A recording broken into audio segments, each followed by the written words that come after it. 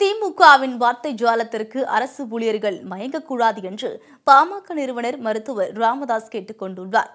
திருவண்ணாமலை மாவட்டம் ஆரணி மக்களவைத் தொகுதியில் போட்டியிடும் அதிமுக வேட்பாளர் ஏழுமலையை ஆதரித்து பிரச்சாரத்தில் ஈடுபட்ட அவர் இதனை தெரிவித்தார்.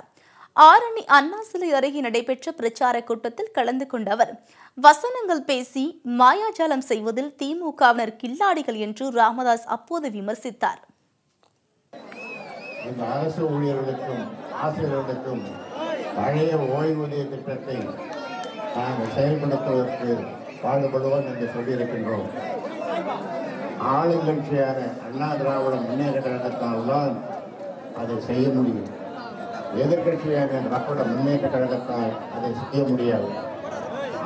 அவருடைய வாய்மால பேச்சுகளுக்கு நீங்கள் அரசு ஊழியர்களே, அமைப்பை சேர்ந்தவர்களே ஏமாந்துவிட.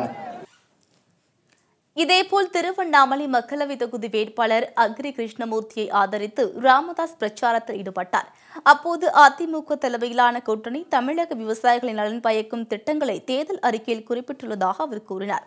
இந்த கூட்டத்தில் திருவண்ணாமலை தேமுதிக தெற்கு மாவட்ட செயலாளர் VM நேரு, இந்து சமய அறநிலைத்துறை அமைச்சர் சேவூர் ராமச்சந்திரன், பாட்டாளி மக்கள் கட்சி மாநில துணை செயலாளர் காளிதாஸ், பாரதிய ஜனதா கட்சி மாவட்ட தலைவர் நேரு மற்றும் கூட்டணி கட்சி மாவட்ட, நகர, ஒன்றிய, கழக அணி நிர்வாகிகள் பலர் அப்போது உடனிருந்தனர்.